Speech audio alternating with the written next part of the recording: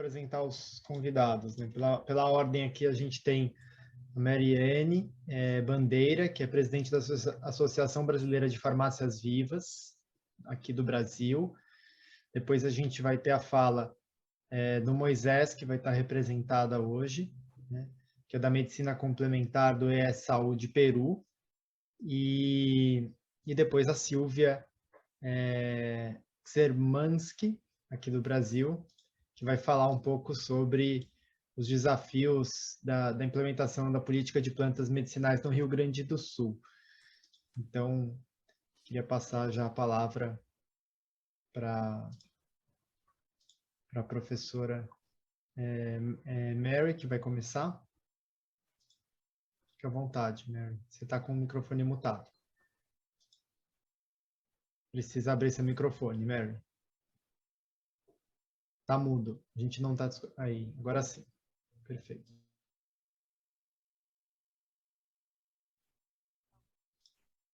A gente não tá te escutando, Mary. Não, seu microfone não tá funcionando. Não, nada. Deve ser alguma coisa aí com cabo, a gente não tá te escutando. Sim. Agora sim. Tá dando para me escutar? Agora tá. Tá. Bom. Então, inicialmente, eu gostaria de agradecer o convite nessa participação tão importante do primeiro Congresso Americano de Plantas Medicinais e Saúde Integrativa e falar sobre um assunto tão importante para o nosso país que se refere às farmácias vivas, né? Aqui, particularmente, no Ceará, nós somos berço da farmácia viva, que foi idealizado pelo professor Francisco José de Abreu Matos, a partir de 1983. Aqui, inicialmente, eu estou representando a Associação Brasileira de Farmácias Vivas, que foi fundada há pouco tempo, mas que nós estamos nessa associação nos unindo para uma luta, principalmente para que as farmácias vivas elas se tornem um projeto de lei nacional e que a gente tenha verbas efetivas para o bem da comunidade. O Brasil, notadamente, é um tesouro de plantas medicinais, né? Então, a gente tem que avaliar, validar cientificamente essas plantas e repassar a ciência dessas plantas medicinais através das farmácias vivas, que é o principal papel. Além do que, as farmácias vivas é um elo importante, uma comunidade, não só para ensinar o uso correto das plantas, dos fitoterápicos, bem como educar, levar também as ideias de meio ambiente e também da questão das extensões universitárias, ensino, pesquisa. Então, a farmácia viva ela se tornou realmente uma filosofia de trabalho. E dentro dessa filosofia, eu gostaria de trazer algumas frases aqui do poeta, por exemplo, Patativa do Assaré, que é nordestino, que ele diz: Senhor doutor, me dê licença para minha história contar. Eu sou filho do Nordeste, não nego o meu natural. Então, como nordestina e brasileira, gostaria de dizer da satisfação de falar sobre o tema Farmácias Vivas, que é um projeto genuinamente brasileiro e que tem todo um respeito mundial atualmente. Pode passar, gentileza. Então, o idealizador das farmácias vivas foi o professor Francisco José de Abreu Matos. Ele tinha um lema muito importante para todos nós, e esse lema ele foi inspirado no que é democracia, plantas medicinais do povo para o povo. Ou seja, busca-se as informações populares através de estudos etnofarmacológicos, pesquisa-se cientificamente essas plantas, ou seja, valida-se essas plantas medicinais cientificamente e devolve ao povo essas ciências. Muitas vezes, gente, por exemplo, eu estou aqui na sala que foi dele, olha, vocês vejam aqui atrás, são várias premiações que o professor Matos recebeu. Hoje nós temos um acervo todo organizado do professor Matos. Eu lembro bem que muitas vezes ele recebia uma premiação e eu ficava ouvindo ele falar, e ele dizia assim: eu estudei em escola pública, então eu estou devolvendo ao povo o que o povo me deu. O povo me deu estudo, então eu estou devolvendo esse estudo para a comunidade, né? Então, assim, você vê uma visão social, uma visão humanista, né? Então, programa Farmácias Vivas, ele é um projeto 100% social, né? E ele tem um trabalho em organizações não governamentais, associações organizadas e também governamentais, fortalecendo os trabalhos do SUS, do Sistema Único de Saúde do nosso país. Então, quando o professor Matos ele foi idealizar o programa Farmácia Viva, ele tendo feito expedições pelo Nordeste, mais de 40 anos de expedições científicas, ele imaginava que 20 milhões de nordestinos, por exemplo, além dos brasileiros, utilizam como opção de tratamento para si e para a família as plantas medicinais disponíveis no meio que vive. E ele indagava quais são as plantas utilizadas na medicina popular do Nordeste e do Brasil, né, notadamente.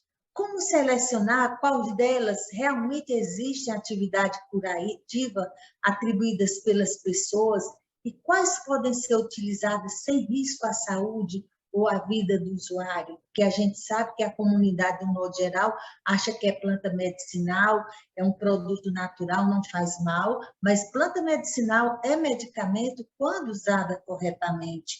Então, continuando as indagações, ele dizia como fazer com que a planta selecionada, segundo critérios de eficácia e segurança, consiga chegar à comunidade, né, e ser utilizada de maneira correta, sem estimular o autodiagnóstico e a automedicação. Então, com essas indagações e com o conhecimento científico que ele tinha das plantas medicinais, ele elaborou, assim, o projeto Farmácias Vivas, que tem hoje um alcance nacional, né? Partiu aqui do Ceará, como eu falei, em 1983, com o apoio da antiga CEMI, Central de Medicamentos. Então, ele fez um estudo etnofarmacológico importantíssimo, né? E aqui eu trago representado através dos versos do Patativa do Assayaré, que foi o nosso grande poeta, né, para trazer também essa questão lúdica da farmácia viva, essa questão da cultura popular, porque as plantas medicinais fazem parte da cultura, interpretando essa etnofarmacologia, a gente pode dizer, traz a catingueira e a quebra-faca, com a arapiraca e a burra leitosa, raspa de aroeira, casca de piqui, bufumbo, bugi, raiz de favela, pega uma panela e bota tudo ali. Então, isso aí traduz muito o arsenal terapêutico familiar com essas plantas medicinais, cujo papel da farmácia viva é levar a informação correta. Será que todas essas plantas que a gente mencionou aqui têm comprovação científica? Provavelmente nem todas tenham estudos pré-clínicos e clínicos, mas com certeza nós já temos os estudos etnofarmacológicos. Para que e como a comunidade utiliza. Pode passar? Então, o professor Matos, ele, nesse trabalho de expedição científica no nosso país, ele organizou relatórios técnicos. Desses 40 anos de relatórios técnicos, ele compilou em 10 anos de trabalho, né? Então, nós desenvolvemos aqui uma tese de doutorado com a Carla Magalhães, né? Depois essa tese foi transformada num livro. Nós tivemos também a cooperação do professor Balogun, né? Dentro desses dados estatísticos, porque até então aqui o país se utiliza muito as análises qualitativas em termos de etnofarmacologia, mas a etnofarmacopédia do Matos, ela tem tanto uma visão qualitativa, mas quantitativas, com análises estatísticas de todos esses dados. Então, ele organizou esses dados etnofarmacológicos em fichas técnicas, onde tem o nome popular, o nome científico, o local onde foi coletada, a parte da planta foi utilizada, como era preparada e qual a indicação popular daquela planta. Então, nós resgatamos 1.391 cartas, fizemos a digitalização e digitação desses dados todos e também conseguimos organizar, através desses relatórios, quais foram todos os municípios que ele visitou no Nordeste. Notadamente que muitas dessas plantas são endêmicas, mas muitas também são cosmopolitas tropicais, muitas foram adaptadas, né? Mas de modo que a gente conseguiu observar até o número de informantes. Os relatórios estavam tão organizados que até o número de informantes. A gente observou também que a parte mais utilizada, particularmente aqui no Nordeste, foram as cascas, porque a gente sabe que nós temos um bioma, que é o bioma Caatinga, onde na época de seca, não chuvosa, na estação seca, as folhas caem, então o sertanejo utiliza muito a casca, né? Mas a gente tem que ver que nós também temos estudos etnofarmacológicos de outros pesquisadores no país, porque nós somos ricos em uma biodiversidade. Nós, além do Nordeste, com a nossa Caatinga, nós temos o bioma Mata Atlântica, o Cerrado, Pantanal, entre outras, né, tão importantes para a nossa flora, para o conhecimento das nossas plantas medicinais e, por que não dizer, para levar essas informações para a comunidade de uma forma científica. Daí a gente precisar muito de apoio governamental no sentido de validar cientificamente as nossas plantas medicinais.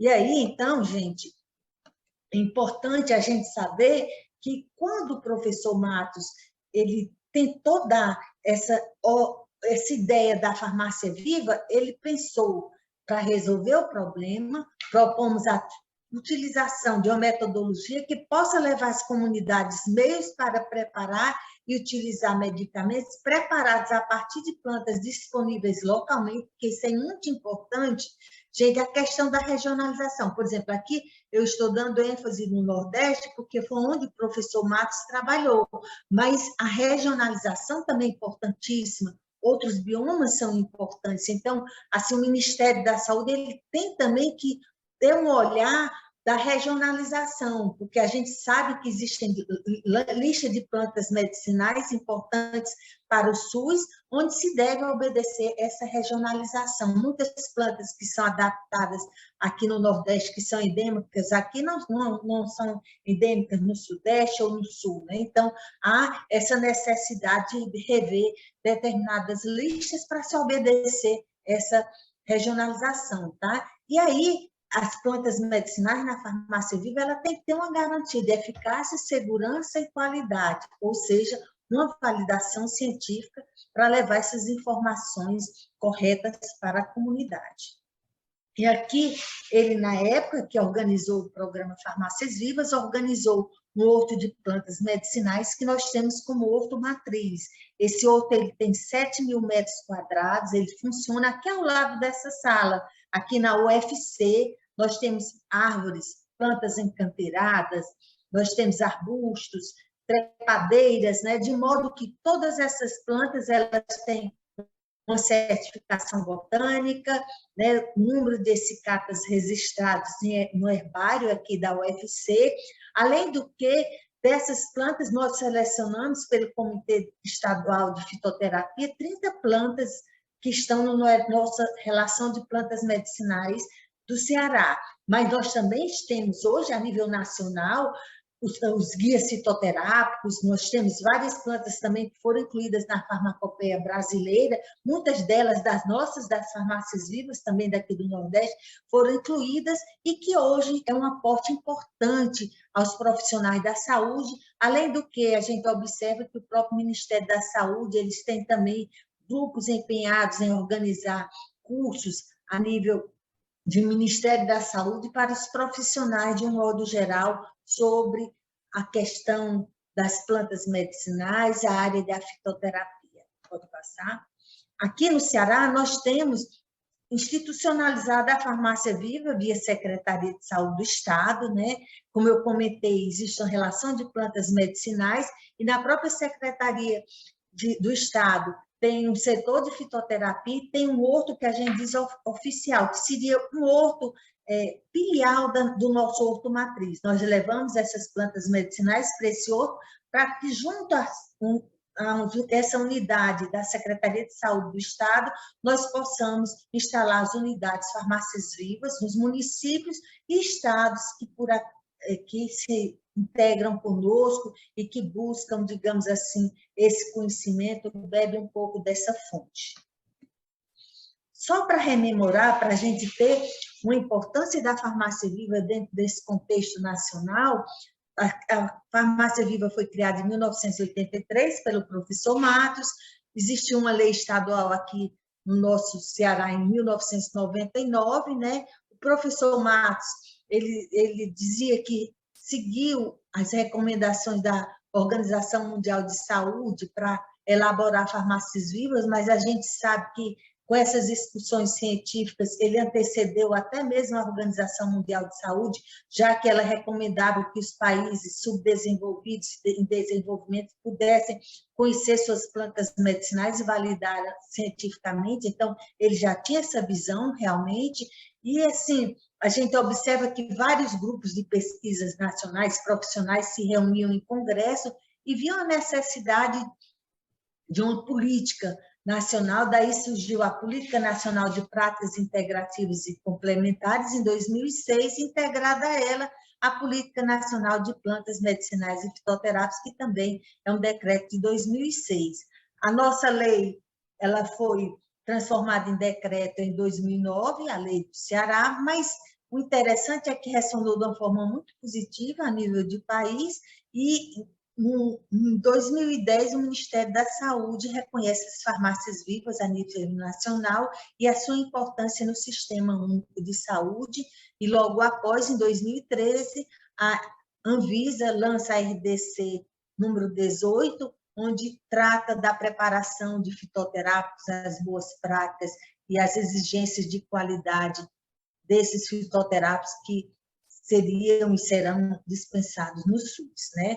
E aí, gente, é importante a gente observar que existem cadastros de estabelecimento de saúde, 24 estabelecimentos, né? Até então, onde eu tentei captar e observar nos cadastros do Ministério da Saúde, mas que quando a gente vai fazer uma pesquisa bibliográfica, que a gente entra em várias plataformas, na internet, a gente tem uma estimativa de umas 320 unidades farmácias vivas no país, já registradas, com sites, com artigos publicados. Pode passar? E aqui nós temos os modelos de farmácias vivas. A Farmácia Viva 1, onde se instala um horto de plantas medicinais e faz a orientação dos remédios caseiros a partir dessas plantas medicinais. O interessante é que a gente também tem que ter uma visão do que é um simples chá. Um chá não é só água com açúcar. Ali estão presentes substâncias químicas biossintetizadas pelas plantas que são solúveis em água, água quente, morna ou em maceração. Mas ali estão substâncias químicas, né? O que também, atualmente, muitas pessoas comentam que são os medicamentos fitoquímicos, porque nós temos realmente essa visão de que a planta biossintetiza realmente, e ali nós temos um complexo fitoterápico. E a Farmácia Viva 2, que também tem essa filosofia de levar informação dos remédios caseiros sobre as plantas medicinais, se instala o horto de plantas medicinais, mas vai até o beneficiamento primário, né, onde se obtém a matéria-prima, a droga vegetal, e a preparação de sachês e orientação sobre os remédios caseiros com plantas medicinais. E a Farmácia Viva 3, onde se instala um horto de plantas medicinais, tem uma oficina farmacêutica para a preparação desses fitoterápicos, e esses fitoterápicos são dispensados nos postos de saúde, com prescrição médica e outros cuidados profissionais, né? Então, gente, é tão importante esse tipo de modelo que ele ainda não está adotado em decreto, né? Isso aí é mais no Ceará, mas a gente observa assim, que na própria RDC 18, ela não faz distinção entre farmácia viva, mas ela comenta que a farmácia viva ela está inclusa desde o cultivo até a preparação da droga vegetal, incluindo a preparação do fitoterápico, as boas práticas de produção e o controle de qualidade desses fitoterápicos, né? Então, nessa RDC, a gente vê também embutida essa filosofia da Farmácia Viva 2, onde existe a preparação de sachês da matéria-prima vegetal. Mas gente, a Farmácia Viva 1, onde a gente trabalha com as comunidades particularmente, é o grande pilar da Farmácia Viva. É aí onde a gente observa que a comunidade ela se sente parte integrante desse todo. Como parte integrante desse todo, eles fortalecem muito as nossas atividades, né? E aí a gente observa muito mais essa visão holística que a fitoterapia nos traz. Professora, 2 minutinhos. Pronto, ok. Então, aqui são a lista de plantas medicinais do estado do Ceará, mas que também estão nas nossos guias fitoterápicos, nas farmacopeias, de um modo geral. Pode passar? Estou aqui extrapolando um pouquinho, mas... Bom, então nós temos os serviços agronômicos, onde a gente orienta essas comunidades, as organizações governamentais ou não governamentais, a instalarem seus hortos medicinais. Também damos treinamento aos farmacêuticos para obterem esses fitoterápicos de uma forma ligada às boas práticas de produção, repassando todas essas formulações, né? E também uma grande questão que a gente aprende na farmácia viva, que a gente falou que é a grande filosofia de trabalho, é ver o homem que faz o uso da planta medicinal. É saber que há muita gente padecendo privação, vagando constantemente, sem roupa, sem lar e sem pão. Então, a gente acaba vendo o ser humano que faz uso da planta medicinal dentro do seu contexto social, dentro do seu contexto econômico, dentro do seu contexto familiar e dentro do seu contexto de saúde. A gente acaba vendo que quem aprende a utilizar a planta medicinal está cuidando da sua saúde e tem também um olhar educativo importantíssimo para que essas plantas elas perpetuem-se de geração em geração e tem também um olhar de meio ambiente, porque se a comunidade sabe o valor dessas plantas, elas vão realmente perpetuar esse uso. Então, aqui a gente termina dizendo que a justiça é para todos. Vamos lutar pela paz. Ante os direitos humanos, todos nós somos iguais. E aqui eu deixo uma frase do Dr. Matos que diz: devemos estar atentos para não deixarmos acabar a assistência social às farmácias vivas para as comunidades.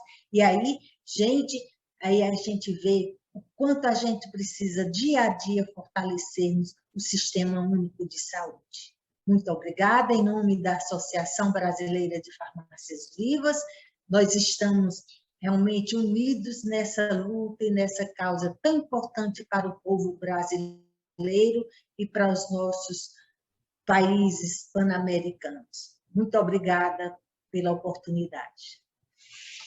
Passa. Muito obrigado, professora Mary. Excelente fala.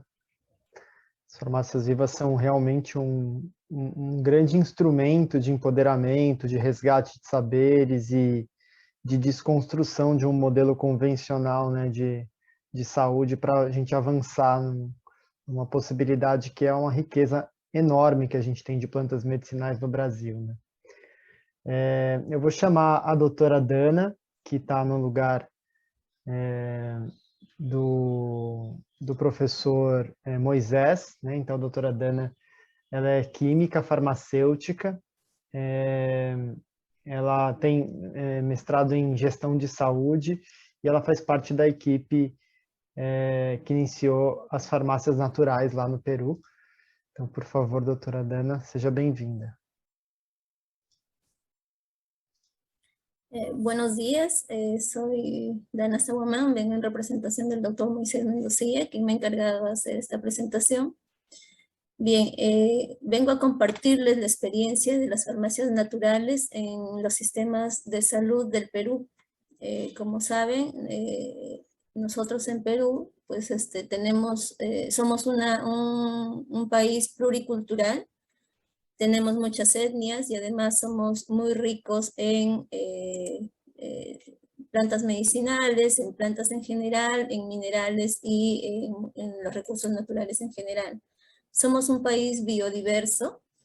En total tenemos 28 climas de los 32 que existen en el mundo, 84 de los 104 ecosistemas, múltiples pisos ecológicos y más de 25.000 especies vegetales. De estas 25.000 especies vegetales, tenemos un buen porcentaje de plantas medicinales y el Perú está considerado dentro de los países, de los 5 países con mayor biodiversidad.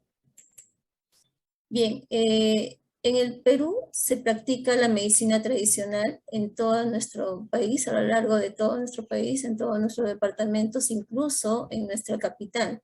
Nosotros podemos encontrar curanderos que practican nuestra medicina tradicional haciendo, por ejemplo, la pasada de huevos, la cura de susto, la pasada del cuy y obviamente el uso de fitoterapia utilizando nuestras grandes plantas maestras que son la coca, el San Pedro y el ayahuasca, ¿no? Muy conocidos. También tenemos consultorios y clínicas de medicina complementaria que son particulares a lo largo del país igual. Estos son manejados por profesionales de la salud. En el país tenemos una formación en medicina complementaria en la Universidad Nacional de Mayor de San Marcos y muchos de estos profesionales pues tienen sus propios consultorios particulares, consultorios de homeopatía, consultorios de herbales, o de fitoterapia, en muchos casos clínicas que ya funcionan de manera multidisciplinaria. Y estas clínicas, estos consultorios, pues requieren de lugares donde puedan obtener los productos, recursos e insumos los pacientes para que puedan utilizarlos como medicamentos. Y muchas veces los pacientes van a mercados y los consiguen ahí, o a casas naturistas que ya venden cosas un poco más elaboradas, tipo cápsulas, que en nuestro país las casas naturistas expenden cápsulas como, no como medicamentos herbales, sino como alimentos, ¿no? Y en el mejor de los casos llegan a farmacias y boticas especializadas que están consideradas ya dentro de nuestra norma y de nuestra Ley General de Salud. Bien, y en el Perú, como les dije, salud es una institución pública, es el Seguro Social del Perú, también tiene medicina complementaria. ¿Y qué es salud? Salud es, da cobertura de salud a los pacientes, a los trabajadores formales que aportan al Seguro Social, y esta es más o menos la cobertura de aseguramiento del 100% de población, que somos más de 33 millones, aproximadamente a 11 millones de pacientes se atiende en mi salud, en 400 establecimientos de salud. Entonces, medicina complementaria se encuentra en 78 de estos establecimientos de salud, ¿sí? Tenemos centros de atención de medicina complementaria que son 29 y están en cada departamento del país. También tenemos unidades básicas de medicina complementaria que solamente atienden médico y enfermeras, son 48, y tenemos una unidad de cuidados paliativos de medicina complementaria en el Hospital Revalliati, haciendo un total de 78 establecimientos de los 400 que existen en salud. Entonces, la atención desde el año 98 que se creó el piloto, pues ha ido creciendo hasta la fecha y estamos más o menos atendiendo más de 1 millón. Obviamente en esta época de pandemia no tenemos los registros, es una tarea ahora que nos estamos reactivando para ver cuánto se ha atendido con medicina complementaria en esta época que hemos estado confinados. Sin embargo, al 2019 hemos atendido, solamente en el año 2019 atendimos a 102.589 pacientes. Y estos pacientes, pues, ¿qué servicios utilizan dentro de medicina complementaria? Acupuntura y toda su gama en acupuntura, terapias mente-cuerpo, terapias manuales, terapias energéticas y la medicina natural. Y dentro de la medicina natural destaca la fitoterapia, ¿no? Que es motivo de este panel. Entonces, teniendo tantos pacientes, nuestra problemática era cómo hacer que los productos, recursos e insumos de uso en medicina complementaria lleguen a estos pacientes de manera oportuna y con calidad. Es así que se decide implementar las farmacias naturales en salud, y ya desde el 2008 se empieza con pilotos en Arequipa y Trujillo, La Libertad. Se empieza con estas 2 farmacias naturales que tenían el recurso humano a tiempo completo para atender en las farmacias naturales y dirigir además estos centros. Y Recién en el 2012 decidimos ampliar este servicio a nivel nacional, así que teníamos que cumplir con la normatividad vigente, la normatividad nacional. Necesitábamos recurso humano capacitado. Este recurso humano se tuvo que formar en San Marcos y también se hicieron cursos dentro de la institución. Necesitábamos infraestructura, equipos y materiales, la documentación, los manuales de operaciones y funciones, los procedimientos operativos estandarizados para cada una de las actividades que se iban a realizar. Entonces había que revisar la normatividad nacional y en la ley de productos farmacéuticos, que es la ley donde encajamos, pues tenemos dos reglamentos. El reglamento que está aprobado con el decreto supremo 014 del año 2011, donde los establecimientos farmacéuticos ya mencionan a las oficinas farmacéuticas especializadas, y acá tenemos a las farmacias herbales y a las farmacias homeopáticas. Y en el reglamento aprobado con el decreto supremo 016 del 2011 también se habla ya del medicamento herbal y del medicamento homeopático y cómo debía ser registrado para su venta en el Perú. Bien, como teníamos que implementar las farmacias naturales, entonces nos dirigimos al decreto supremo 014 del 2011, que habla ya de los establecimientos farmacéuticos y los clasifica. Entonces clasifica las oficinas farmacéuticas, que son las farmacias o boticas, y a las farmacias de establecimientos de salud. Entonces se tenía que armar todo el expediente que requeríamos para poder presentarnos como establecimiento farmacéutico. Dentro de estos tenemos, pues, teníamos que recibir la inspección de los representantes de la entidad regulatoria, en este caso las DISAs y DIRESAS, y donde ellos pues ven todo el cumplimiento de las buenas prácticas de atención, buenas prácticas de manufactura, si es que fuera el caso, y las buenas prácticas de dispensación, ¿no? Entonces nos pedían una serie de requisitos. Teníamos que presentar planos, las áreas de dispensación, de las áreas de almacenamiento, de la parte administrativa, del área de recepción, y como nosotros teníamos que ser preparados farmacéuticos, también presentamos el área de distribución de los productos farmacéuticos. El cumplimiento era tal cual lo requería para una farmacia convencional. Entonces, como farmacia especializada, la única diferencia era lo que nosotros íbamos a dispensar. Teníamos que presentarles que teníamos las áreas debidamente señaladas, debidamente separadas, con la seguridad, los equipos de seguridad que requerían, la documentación, los POF, los MOF, los certificados de capacitación, etc., ¿no? Y así, una vez que pasamos esta inspección, pues sale una resolución de autorización o de negación de la farmacia, ¿no? En este caso, logramos la autorización de 16 farmacias naturales, pero previo a esto, nosotros desde la sede central tuvimos que hacer documentación que permita que nuestros centros asistenciales puedan adaptar sus POEs y su manual de funciones a estos documentos, ¿no? Así que en el año 2002 ya esta normativa ya es institucional del Seguro Social. En el 2002 nosotros se hizo un formulario de 95 plantas medicinales que podrían ser las posibles 95 plantas que podríamos usar. Este es un formulario de consulta que todas nuestras farmacias naturales las tienen. Tenemos el manual de procedimientos de farmacias naturales. Aquí se habla desde la limpieza, de cómo debe ser la indumentaria, cómo debe ser la dispensación, la atención farmacéutica, cómo se debe hacer el requerimiento de los productos y finalmente incluso cómo se debe hacer cada uno de los preparados. También en el año 2013 se hizo el manual de preparados homeopáticos. Este manual es un manual que se hizo en coordinación con la OPS.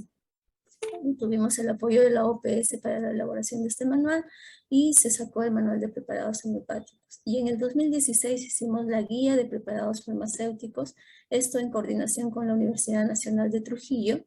Esta universidad en realidad es una universidad bastante aliada porque trabaja con nosotros y nos está ayudando también a identificar las plantas medicinales que usamos, hacer estudios de plantas medicinales en general. Sin embargo, en el año 2008, ya que se tenían los pilotos, se saca el primer petitorio de productos, recursos e insumos de uso en medicina complementaria, y este fue actualizado en el año 2016. ¿Qué es el petitorio? El petitorio es una lista de productos, recursos e insumos que son indispensables para el tratamiento en medicina complementaria, en nuestros servicios de medicina complementaria.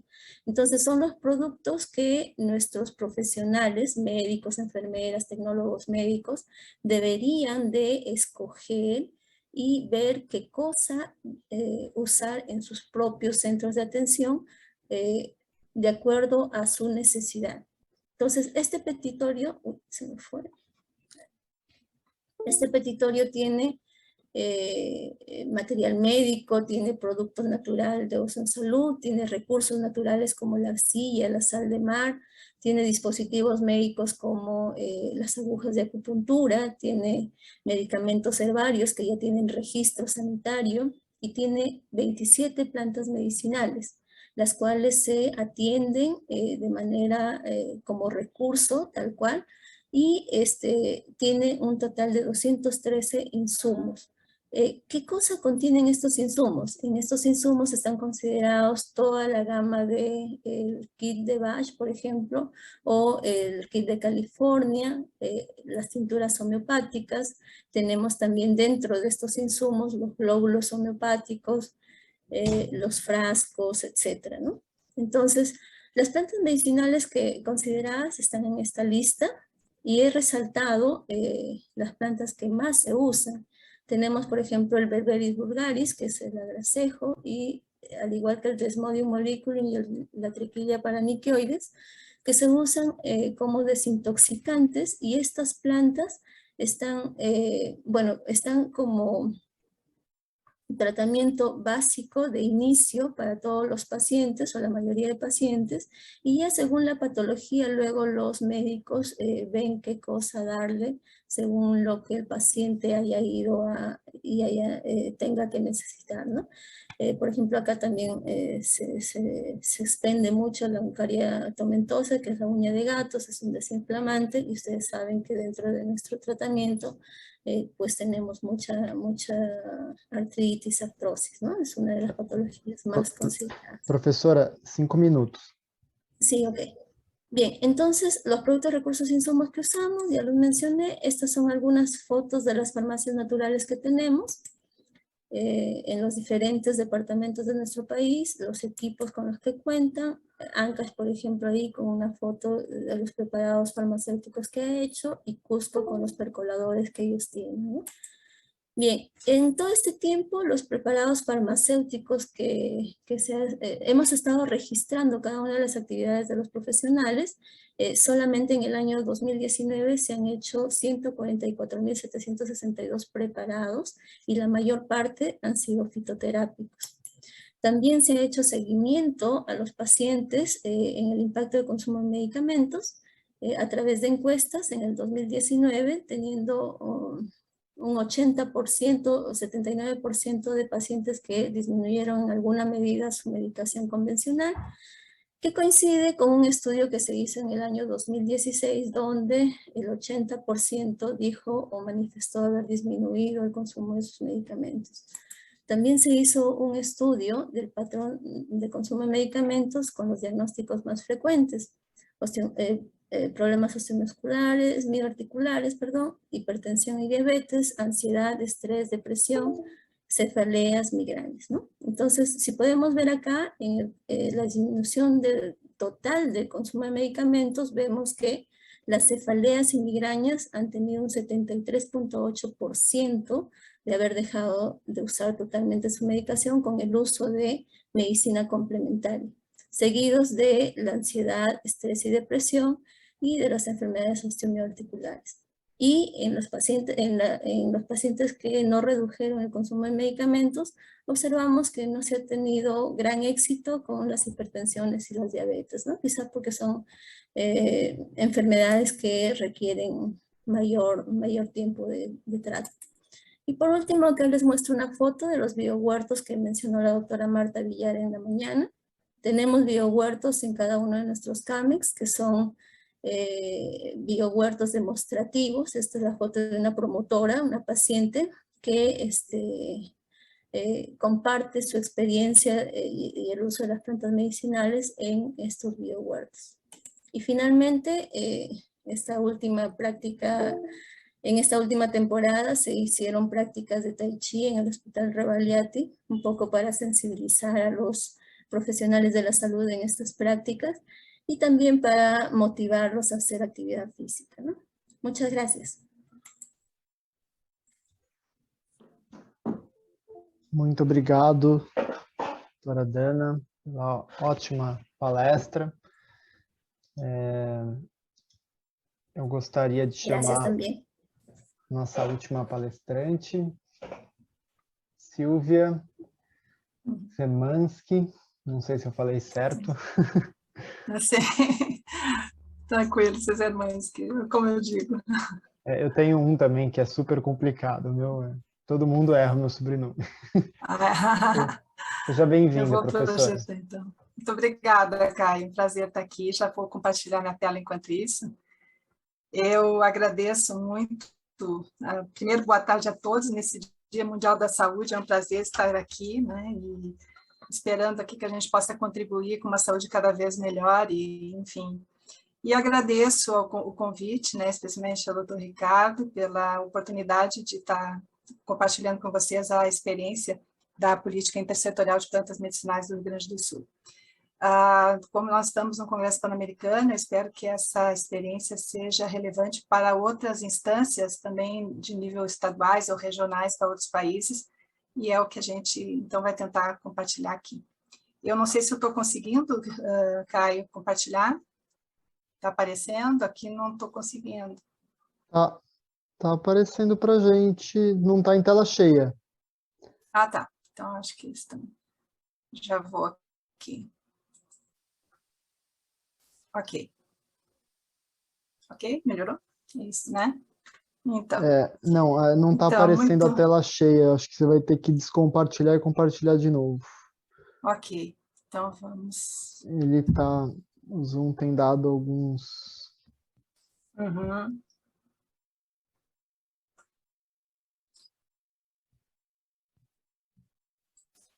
Veja se agora vai.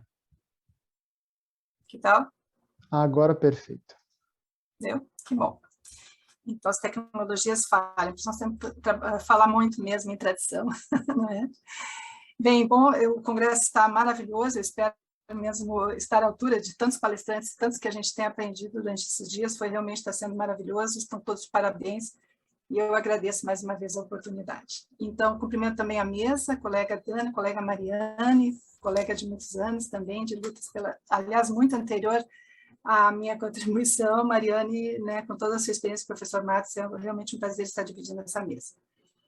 Então, relatar a experiência de implementação, primeiro, de uma política intersetorial e transversal, né, como foi a política, a experiência do Rio Grande do Sul, é realmente um desafio muito grande, né, e ela vem ao encontro de toda essa questão definição do papel do Estado, né, que foi a experiência que a gente procurou também trilhar, né, e implementar uma política intersetorial de âmbito estadual, e qual seria, então, esse papel do Estado em relação a uma política longe do território, especificamente de implantação da fitoterapia, longe de um canteiro, como seria esse papel? Isso foi um exercício constante nesses quase 10 anos em que trabalhamos na política, né, o recurso do Ministério, e eu trago primeiro, assim, rapidinho, o que é o roteiro que eu pretendo apresentar, baseado no ciclo da política pública. Esse é um modelo amplamente aceito pela linha de pesquisa, de análise de políticas públicas, dentro da sociologia, da ciência política, não é? E desde um roteirinho rápido aí sobre a agenda, como é que foi essa agenda, processo de formação, de implementação, que foi o foco, que é o foco da apresentação, os eixos, e depois algumas considerações. Então, rapidamente, o que é o Rio Grande do Sul, né? O estado do sul do país, do Brasil, e ele tem em torno de 12 milhões de habitantes, ele tem uma identidade muito grande também com o Cone Sul da América do Sul, com a Argentina, Uruguai, que caracteriza o bioma pampa, né? É um estado com acho que é a maior sociodiversidade, com indígenas, com africanos escravizados que vieram, os portugueses, espanhóis, colonizadores, ou mesmo como né, pessoas enfim, que vieram do Rio Grande do Sul também imigrando, ou ainda estimulados pela colonização, e ainda também italianos, alemães, poloneses, e todos trouxeram as suas plantas medicinais. Então, o Rio Grande do Sul tem uma sociodiversidade e uma biodiversidade nativa muito rica, e também em relação a plantas medicinais, com as plantas que essas etnias, essas culturas nos trouxeram, que fazem com que a gente tenha, por exemplo, muitas plantas utilizadas, que são plantas naturalizadas e se confundem muitas vezes com as plantas nativas, né? Nós temos 2 biomas bem caracterizados, de transição também, entre Mata Atlântica e Pampa, que é o que predomina. O clima temperado, uma economia basicamente agrícola e industrial também, com agronegócio muito forte, e esses dados depois a gente vai contextualizar nas questões que a gente está comentando hoje para compartilhar com vocês. E ainda uma agricultura familiar também forte, ela que traz também muito dessa a agenda de plantas medicinais para os governos. Nós temos muitas universidades de ponta e centros de pesquisa em todas as áreas de conhecimento, tanto farmácia, química, biologia, agricultura, agronomia, e ainda uma característica muito forte no Rio Grande do Sul é uma grande polarização política, que faz com que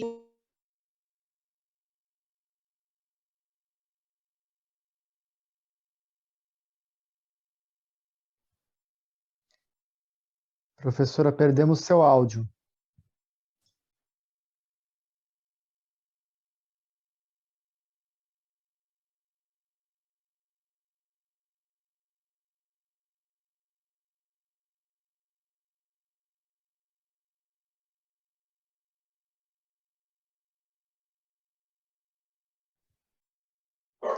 Tenta falar agora.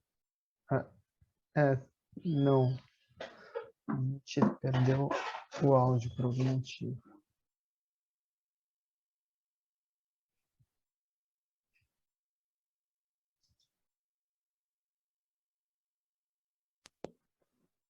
E agora? Agora sim, voltou, perfeito. Ok, estou com algum probleminha aqui, não sei. Sobre ainda o chimarrão, né, que é uma característica muito forte no Rio Grande do Sul, de usar Ilex paraguaiense, já desde dos nativos indígenas, caigangue, guarani e outras culturas, outras etnias que nos trouxeram o uso da Ilex, ainda muito utilizada hoje, né? E como, enfim, uma tradição no Rio Grande do Sul. Agora não estou conseguindo passar. Estou com algum problema aqui no meu... Tenta passar no teclado de repente. Exatamente o que eu estava tentando. Passou, né? Passou. Então, brevemente, desculpem, por favor, esses probleminhas. Nós tivemos a agenda muito intensa em função das recomendações das conferências de saúde, conferência de assistência farmacêutica, ciência e tecnologia também, a questão de muitos conhecimentos e experiências populares e comunitárias no Rio Grande do Sul, com relação a plantas medicinais, que já é uma tradição no Estado, muito conhecimento científico e competência técnica nas universidades, em pesquisa e desenvolvimento tecnológico, também uma característica da nossa indústria gaúcha, que ela até há pouco tempo ainda predominava a produção de fitoterápicos. Também havia uma preocupação com o extrativismo desordenado, muita perda de material genético no Pampa, especialmente porque há todo um incentivo, né, à monocultura, hoje com eucalipto em relação à indústria de celulose, também no soja, não é? E ainda a preocupação com o incentivo ao desenvolvimento sustentável, A questão da biopirataria como um problema sério que todo país enfrenta, e ainda a questão de alerta do bioma Pampa em função do alto comprometimento pelo agronegócio. Né? Nós temos a cobertura vegetal hoje remanescente em torno de 2,3 milhões de hectares perdidos, né? E ainda 21% nos últimos 34 anos. A gravidade da situação, inclusive de agrotóxico, é muito forte. Então, isso tudo compôs a agenda, e ainda temos, nos anos 90, o ciclo de políticas públicas, né? Já com um governo, a partir de 1990, que havia as demandas das conferências, e ele é adotado. Então, o próprio SUS, ele é um espaço de participação que trouxe toda essa agenda, que fez evidenciar essas demandas todas de problemas e de soluções em relação à questão da assistência farmacêutica, né? Havia também, se caracteriza nos anos 90 um ciclo de políticas farmacêuticas, muito em decorrência justamente dessa demanda vindo pelos fóruns de participação popular. E ainda nós tínhamos aqui no Rio Grande do Sul um legislativo forte que propunha uma política estadual de plantas medicinais no âmbito do projeto Plantas Vivas, que foi bem evidente nos anos 90. E ainda em 99 se estabelece no Rio Grande do Sul um fluxo político, né, favorável havia um governo popular que assume essa agenda por políticas de saúde amplas e participativas e assume essa demanda das plantas medicinais por uma política de plantas medicinais. E isso foi um processo que influenciou também e participou ativamente da formação da política nacional. O processo de formulação ele foi bastante participativo, tivemos em 2001 uma primeira proposta de política estadual, depois se começou inclusive a implementação, que chega em governos que não havia uma sintonia com esse projeto, há uma descontinuidade, né, em 2003, no âmbito do Estado, em que o governo não apoia, ou pelo menos não prioriza a questão das plantas medicinais e não considera a questão das plantas medicinais como uma estratégia importante para a assistência farmacêutica, para o desenvolvimento, para a pesquisa, enfim, com todas as diretrizes da política, não é? E aí com essa interrupção no âmbito do executivo, o legislativo toma-se essa demanda e empreende uma lei estadual, numa tentativa de perenizar aquela política que começou anteriormente, né? Chega 2006, mesmo com uma lei estadual, há uma descontinuidade no executivo, e eu diria que há projetos caracterizados como projetos de resistência no âmbito de secretarias estaduais, como na agricultura e na saúde, mas que o governo ainda não adota uma coordenação sobre essas ações. Em 2011, há uma retomada pelo executivo, fortalecida, então, pela política nacional, e há uma revisão dessa política estadual e um realinhamento com a política nacional.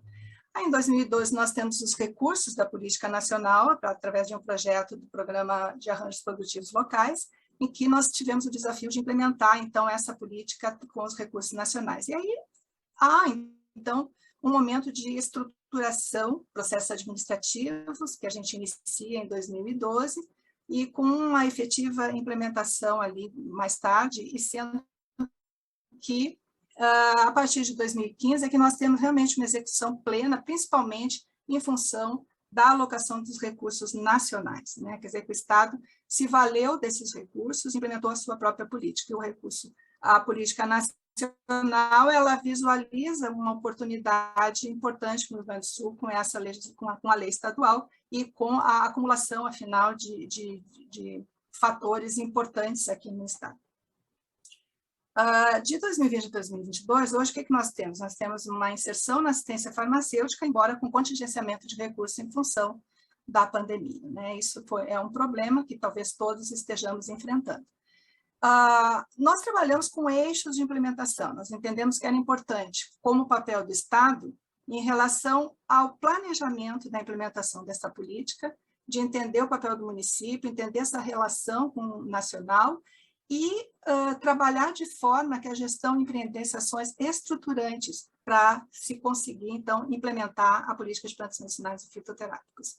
Investimos em um eixo de capacitação de pessoal, também de produção de plantas medicinais, de pesquisa e de comunicação, que foi o que a gente entendeu como eixos de implementação.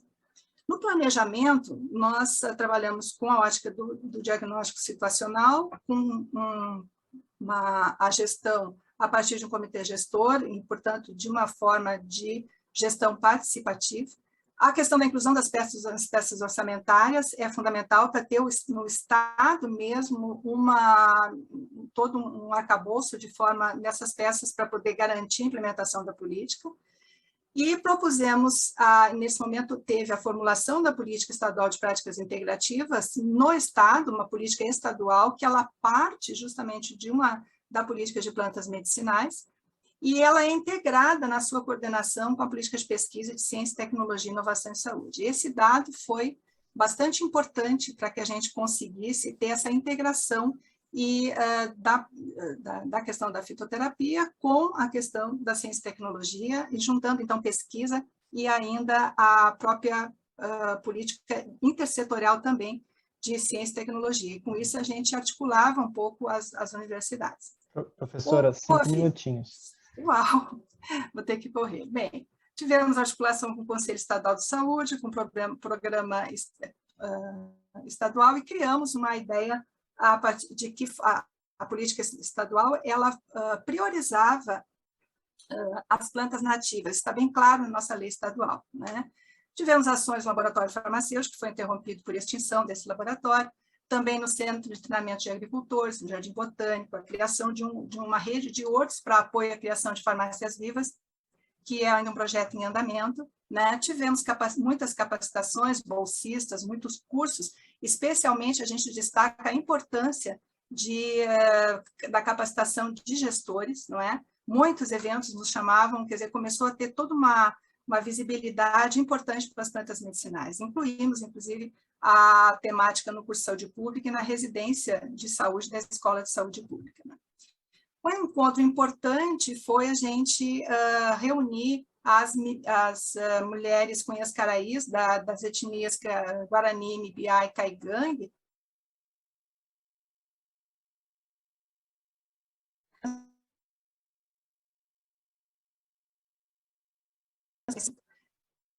esse encontro ele foi todo na língua deles, das etnias, de modo que nós apenas registramos o encontro, mas não nos apropriamos desse conhecimento, mas sim de preservação, que era o motivo desse encontro.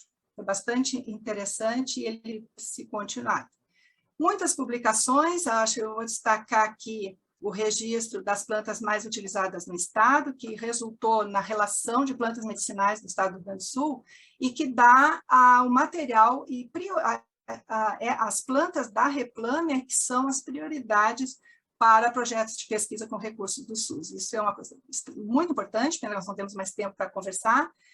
Também as notas técnicas de implantação da fitoterapia e da farmácia viva, elas estão elaboradas, disponíveis. E ainda fizemos outros, como o Manual de Procedimentos Operacionais em Farmácia Viva, que está para ser lançado, acho que semana que vem, em breve. Alguns folhetos que originaram a ideia que está em andamento. Eu não tenho mais a coordenação da política, né? Eu estou aposentada, mas os colegas então estão continuando com a ideia de se fazer um memento sobre o uso de plantas medicinais a partir do uso como chás medicinais, né? Essas são as publicações, estão disponíveis na nossa página. E ainda aqui eu destaco a relação estadual de plantas medicinais como aquelas mais utilizadas, identificamos 50 plantas, dessas eu listei aqui as 20 mais utilizadas entre plantas nativas e plantas naturalizadas, e que são, então, aquelas que têm listas também, aquelas que dependem mais ainda, que devem ainda gerar mais prioridades de pesquisa. Todas elas têm muito ainda evidências científicas de uso e houve uma identificação, então, do uso popular com o uso científico. Considerações, então, sobre a experiência. Eu acho que o problema da descontinuidade de diretrizes de Estado e mudança de governos é o maior, gravíssimo problema que nós temos. Os técnicos não dão conta, se não há alocação de recursos e nem vontade política de poder dar continuidade a essas iniciativas. A necessidade de incorporar a fitoterapia em políticas de saúde específicas, né, para o ciclo de vida, vigilância, ciência e tecnologia, porque nem sempre há esse diálogo, essa coordenação. Vemos agora na pandemia, por exemplo, em que nem sempre foram alocados todos os conhecimentos e acumulação em práticas integrativas e fitoterapia no momento da pandemia. A coisa foi muito dissociada, no meu entendimento. Acho, então, que é preciso entregar, inclusive, com assistência farmacêutica, em função de que a assistência farmacêutica ainda, nos estados, ela ainda prioriza os medicamentos convencionais, né? A se investir na indústria local, no Rio Grande do Sul nós temos toda uma indústria que tem uma história de investimentos, de produção em fitoterápicos, há de se enfrentar os choques de campos de conhecimento e poder, ou seja, o movimento social ainda tem dificuldade de se fazer respeitar em relação ao uso popular e tradicional de plantas medicinais, especialmente em relação aos problemas com a vigilância, e a vigilância por si tem que haver esse diálogo de uma maneira mais tranquila, que a gente ainda tivemos algumas tentativas e tem uma caminhada nesse sentido que poderíamos, então, conversar sobre conciliar esses campos e, inclusive, em relação à legislação, os problemas que eles geram, né? Ainda eu citaria que deverá haver vontade política e efetivo, recursos investidos para que realmente se consiga mudar o modelo. Mecanismos jurídicos administrativos é fundamental que se venham para que a gente possa, por exemplo, vincular a agricultura familiar para o fornecimento da farmácia viva. A questão da formação de profissionais de saúde, a questão do envolvimento dos conselhos de saúde, que, por vezes, há momentos de apoio e, no momento seguinte, falta esse apoio, porque as pessoas também trocam, né, de representações, e isso é um problema no sentido de apoiar. E perspectivas, para finalizar, eu acho que a integralidade na fitoterapia, a interação com as PICs e a adequação da assistência farmacêutica em relação ao reconhecimento do campo tradicional e de inserção na assistência farmacêutica é dos grandes desafios. Outro desafio é a questão de recursos públicos, né? Nesse momento de crise, então, se agrava, e aí, em vez de que as PICs e as plantas medicinais pudessem ser justamente a alternativa estratégica, ela é deixada de lado e é fortalecido ainda o âmbito convencional. Então, isso é um problema que nós temos que coadunar. As pandemias devem servir também para que a gente possa fazer valer um novo modelo, né? A flexibilização da farmácia viva, como a Mariane já falou, é fundamental. A articulação com outros setores, acho que também a questão dos estados e municípios deve se articular muito com a Fiocruz, com todos as iniciativas internas, como Observa Pix, Ideia Susa, o Centro de Inovação e Biodiversidade, projetos quintais da Fiocruz Brasília. A questão da agroecologia é fundamental, nós temos que mudar para esse modelo, porque senão não tem como utilizar plantas medicinais de outra forma, com a questão gravíssima dos agrotóxicos, com alterações climáticas, perdas de espécies, que nos colocam num desafio em relação à manutenção da qualidade desses insumos, a questão, inclusive, das suas próprias características genéticas, enfim, né, de marcadores e tudo. A questão da Agenda 2030, né, da Agenda da Agricultura Familiar e outros compromissos nacionais, isso tem que se valer dentro do município, o município tem que estar atento a essa agenda, porque há muita dissociação ainda, né? E, por fim, as incertezas da continuidade das políticas de integralidade do Sistema Único de Saúde e do próprio Sistema Único no momento em que o Brasil tem tão ameaçada a sua democracia. Eu acho que nós temos que ter claro que é fundamental a luta política por reversão desse quadro de autoritarismo, desse quadro de desrespeito à Constituição, de desrespeito às políticas públicas e de desrespeito ao Sistema Único de Saúde. Fica esse meu recado, né? No Dia Nacional Mundial de Saúde, acho que é fundamental a gente ter esse posicionamento político. Muito obrigada. Obrigado, professora Silvia. É realmente um presente no Dia Mundial da Saúde. A gente está falando de um tema tão relacionado a um conceito que une, né, o melhor de uma estratégia de saúde pública com uma estratégia de reconhecimento, empoderamento e como as farmácias vivas têm feito, né? Eu acho que a experiência que você trouxe é extremamente rica e ela pode inspirar tantos outros equipamentos de saúde, tantas outras cidades e municípios que podem apoiar essa implementação, né? Esse programa que é tão frutífero no nosso país. Resistência, persistência, tradição e ciência. É isso aí. Muito obrigada. Bom. A gente tem uma perguntinha aqui para finalizar, da Estefânia. Ela pergunta para a doutora Dana por que só tem 27 plantas, já que você teria 96 que foram apresentadas, se eu entendi bem a pergunta.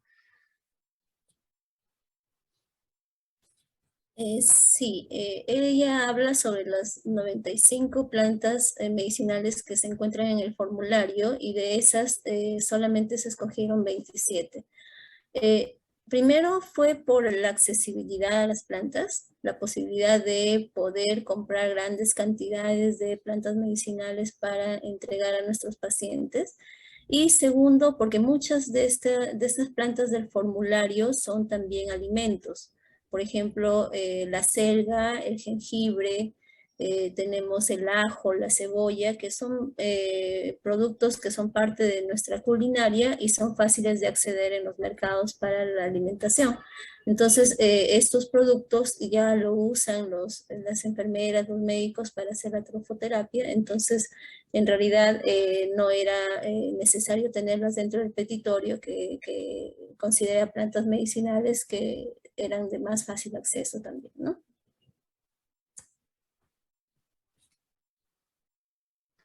Muito bom.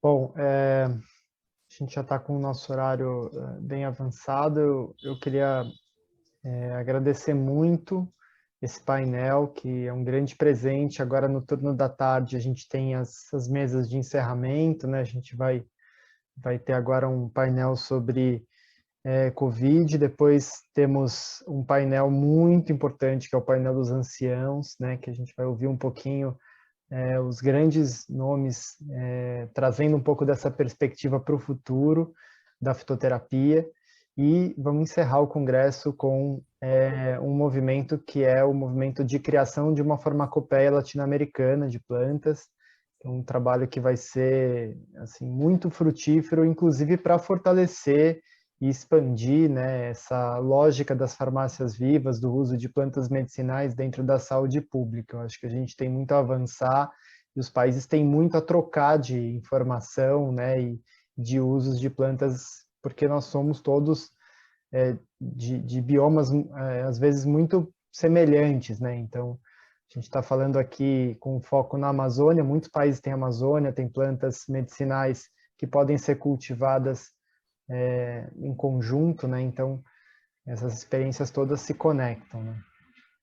Então, muito obrigado a todos. O painel foi excelente e eu vou passar a palavra para o Ricardo. Muito obrigado, Caio. Só um detalhe, essa proposta da farmacopeia vai ser mais do que latino-americana, vai ser pan-americana, desde o Canadá até o Chile. A ideia é bem ampla.